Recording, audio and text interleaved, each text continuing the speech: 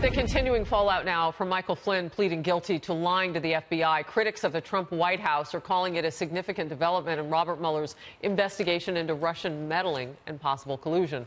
But our next guest says it's a show of weakness by Mueller. Alan Dershowitz is a Harvard Law professor emeritus and the author of Trumped Up and joins us via Skype. Now, you joined me on Friday, and we were talking about this last week as Michael Flynn was getting ready to cut a deal, and now we know he has. You had some dramatic things, though, to say about where President Trump is in all this and how some are maybe doing an overreach. I think that's right. I think too many people are elevating hope over reality, people who want to see the president go down.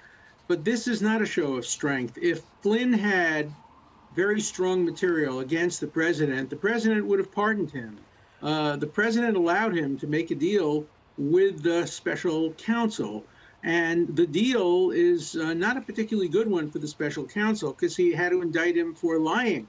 That makes him a worthless witness. Any criminal defense attorney can destroy him on the witness stand. Just say, this is a guy who's already admitted lying. He's doing this to save his son and himself.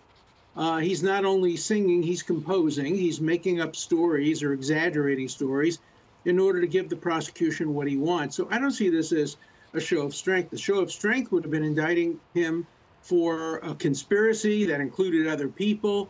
But indicting him for lying to the FBI about something that wasn't itself a crime doesn't, to me, show that the prosecution at this point is on very strong ground. You know, it's interesting because when you couple, and I'm not saying that these things are necessarily related, but I've been saying this, I said it on Out Number 2, when you couple the fact that you find out that there is a member of Mueller's team, a member at the FBI, who is sending out anti-Trump text messages, and you start to look at the texture of things that are going on in that agency, does that trouble you? Of course it troubles me, but Mueller is a decent man, and he did fire him when he found out about it. Look, I don't think Mueller is going to do anything that is unethical or illegal. He may stretch, and he's already stretched the law, and he has played the game of dominoes. You pick the low-hanging fruit, you indict them on relatively minor charges unrelated to the major inquiry, and you hope that they will be able to be squeezed and turn against higher-ups.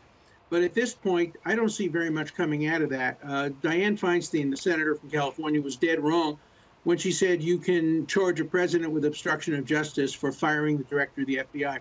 It's my view as a matter of constitutional law that you cannot charge the president with obstruction of justice if he only exercises his constitutional authority. And he clearly has constitutional authority to fire Mueller and even to tell the FBI what to investigate, what not to investigate. That's all within the authority of the president. The reason that Nixon got charged is because he went well beyond that, and he paid hush money to witnesses, he destroyed evidence, he told his people to lie to the FBI. We've never seen a president charged with obstruction of justice merely for exercising his constitutional authority, and that would create a great conflict between the branches of government, particularly if Congress went after him for acting under his constitutional authority. All right, before I let you go, a real basic question, and it goes to the trust that the American people may or may not have at this point in the FBI because of some of the more political moves and some of the things that we're finding out that went on with this person that Mueller has fired now, with the anti-Trump tweets, so on and so forth. Is it time for the president to do something different with regard to Mueller? And if he made that decision, what would happen? I don't think it is. I think if you're innocent, Mueller is a good person to be conducting the investigation because he's less political and less partisan. He's very zealous, perhaps overzealous. I think it would be a terrible mistake for the president to, at this point, try to fire Mueller. He'd have to get the deputy attorney general to do it. He probably wouldn't do it. He'd then have to fire the deputy attorney general, and we'd be in Nixon land, the Saturday Night Massacre.